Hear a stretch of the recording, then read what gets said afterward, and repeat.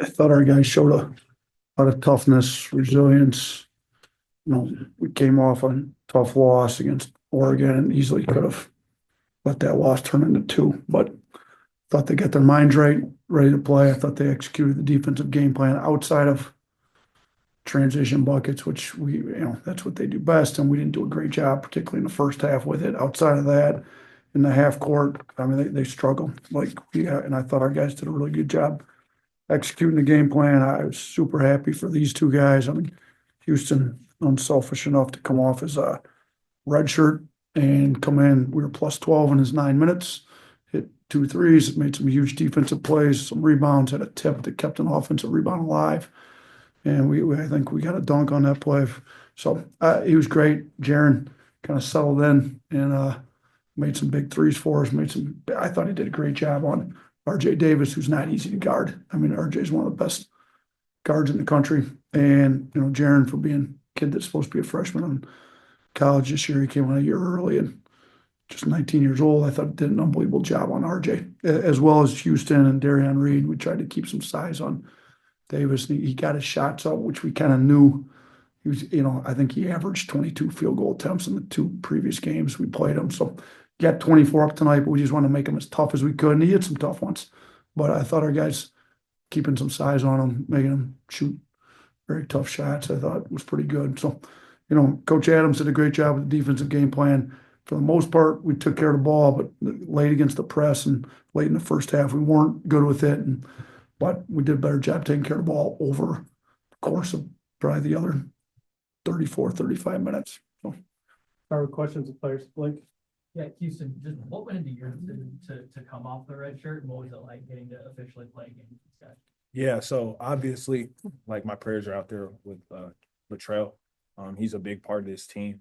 He's helped me. I mean, I talked to him a lot because he played at Cal State Fullerton, and that was close to where I went to school. And so we kind of kept in touch. So he's a big reason why I came here. And obviously, this isn't the way I wanted to play. Like if I could have it, I would love Latrell to play. But I'd say what came to the decision to redshirt was I had talked to Oats. He had spoke to my father and I and the coaching staff, and we just thought it was best for the team. In my opinion, a lot of times in society, we have what's best for me. But I feel like what's best for me in my life is what's best for the team. And anything I can do to help impact people, impact the team is what I'm willing to do. So that was kind of how the decision came to play. Great. Jarin, this question is for you. You growing up here in Chapel Hill, starting out at Northwood, playing, finishing up at Seaforth, being back here, playing in the arena for a team you grew up cheering for, and getting to beat you. What was tonight like for you in kind of a homecoming game?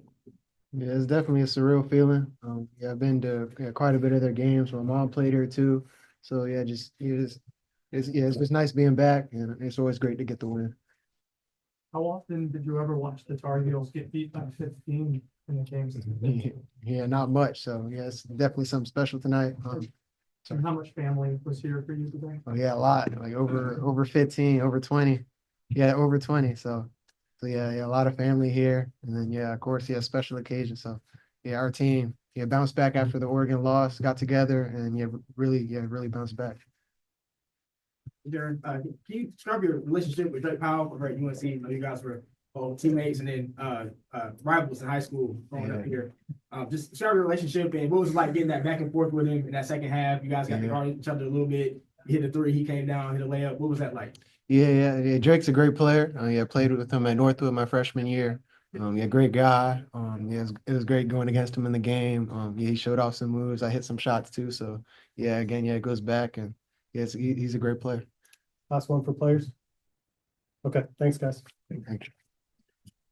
Houston. Blake. When you just think of the overall defensive performance tonight, I mean, like I said, it was not good in transition, particularly in the first half. Like we had 24 transition possessions for them. They scored 29 their points and for a 1-2-1. And then when they had to go in the half court, we had 39 points and 65 possessions for 0.6, which is, I mean, that's like best defense in the country type of stuff in the half court. The issue is We gave up so many in transition, which is what they do best. And, we just got to do a better job getting back. But I thought once we got our defense set, the shots that we were willing to give up is pretty much shots that they took. And they were contested jumpers. I thought our bigs did a great job going vertical at the rim. Thought, take away the transition, the second chance. Like our first shot half court offense was elite tonight. So we got to get all of it figured out. The transitions got to get better. The first shot was great, and then we got to be able to rebound the ball a little bit better. Hey, 22-1 against the ACC going into today, 15-point win here. What significance do you attach to that level of success? Yeah, it's good for our league. I think, we've got a really good basketball league. It was pretty good when I got here. Auburn was coming off a Final Four. Obviously, you got great tradition. Kentucky looks great. I know they took the loss last night, but they've done a great job so far this year. You got talent across the league. So I think to play a really good league like the ACC that's got all kinds of great tradition and do it. What are we in the challenge rate right now? It's 8-1 last night, right? 10-1 right now, just 2. So it was 10-1, 11-1, whatever it is great. So I think it's obviously good because once you get in January, all you play is the SEC. So you need to establish yourself as an unbelievably great league in the non-conference, because then when we're playing all those teams, those games go a long ways. So even a tough loss on the road in the SEC is not really going to hurt you a lot in the committee's eyes if your league's doing this well in the non-conference. So great job by the league, emphasizing basketball, really good coaches in our league and some really good athletes. And it's tough night in, night out. You got to play. I mean, this was a great environment, but some other great environments in the SEC, we got to go into and win. So it's good we're able to go into an environment like this, get a win and get some confidence playing in a tough road environment. Emily.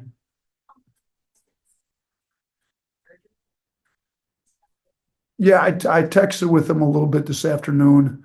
The surgery was successful. He repaired his Achilles. His parents are in town with him. Our guys talked about him in the locker room after the game. He's a great kid, really good leader. We're going to surround him with a lot of support and care while he recovers, and wish him speedy recovery. Hey, you touched on it a moment ago, but what's gone into the SEC's basketball rise? A lot of people talk about that financial gap and the resources, you mentioned that coaching. But what do you attribute kind of the league's supremacy to? It's a good question. This is only my 6th year there, so the rise started before I got there. But it's climbed since I've gotten in there as well. I think what the stuff you did mention, I do think the financial resources are a big deal. Like, I think the league decided they want to be good in basketball. It doesn't need to just be a football or baseball league. Like, there's a lot of good sports, and basketball being one of the more popular sports in college athletics, they decided to put a big point of emphasis on. They hired a guy that's just in charge of men's basketball, Dan Leibovitz, I think was the first one. He's now at the Big East, and Garth Glissman's been unbelievable since he got there. So I think there's an emphasis on it by the administration, by the league as a whole. I think putting the resources that they need to, going out hiring great coaches that are able to recruit great talent. I mean, we've got more NBA players, I believe, than any other league, and typically have more NBA players in pretty much every draft. So we've got athletes with great coaches, and if you're not on your A game as a coach, you're not going to win. So I think it's just raised that. I walked in the league, and our big rival is Auburn, and they were coming off a Final Four. Like, I got hired, and then they made the Final Four, shoot, a week after I got hired or so. So that, we had to try to match them. It took us 5 years. We finally got there. We got our Final Four, but you kind of go down the list. I mean, Tennessee, Rick Barnes is one of the best coaches in all of college basketball for a long time. And, Cal Perry's done an unbelievable job. Kentucky, he's got an unbelievable roster at Arkansas, and Kentucky, Auburn. Just keep going down the list. You kind of look at and some of them were very dominating wins last night. Like, I thought Ole Miss had a really good win. It was good for our league. So this I'm glad we were able to help our league out because we didn't help the league out last year with our SEC ACC challenge game. Blake, You mentioned yesterday a need to improve the spacing offensively. Did you see improvement in that area tonight? Way better. The turnovers came on some carelessness and then against the press. So the half court spacing was significantly better. You know, I thought we got guys better shots. You know, you look, we were able to hit 12 threes, which we'd still like to get more off, but you know, we were able to take care of the ball better, space the floor, get some threes. We also had some assists on some cuts because the spacing was better. I thought it was significantly better tonight than it had been. Nick Kelly, we got two more. Yeah, Nate, in the two true road games, LeBaron's got 33 points, 9 rebounds, 8 assists, 3 steals, and a block. What about him has been able to just succeed so quickly in tough environments on the road? You know what? He's a competitor. He's been practicing hard. I mean, you have to deserve to play well, and he deserves to play well. He brings it every day in practice. He's been bringing it since he walked on court in June. He's got the ultimate confidence, but you can't just instill confidence in a kid like that. You have to earn that confidence. You earn it by playing hard in practice, working on your game. I think he's earned the confidence. He's earned the playing time, and he's earned the right to play well. And he steps into these games not scared at all, and he brings it on both ends of the floor, and he's played really well in big games for us. Last one, Tony. Yeah, Nate, you talked about Aiden, his shot starting to fall. Just how good was that to see? And, how big is he going to be in Latrell's absence? I thought it was great. You know, we obviously he's a little upset with himself with the turnovers. His shooting was unbelievable. I mean, we've seen this is, I don't want to say this is what we expected, but to go 5 and 9 every game, but we've seen him shoot it like this in practice for a long time. So we know what he's capable of. Shooting the ball, the assisted turnovers, he's been taking care of the ball. I think the press rattled him a little bit, and he's a little upset with himself. So we'll get that figured out. But the shooting was huge because Reitzel's been our best shooter all year.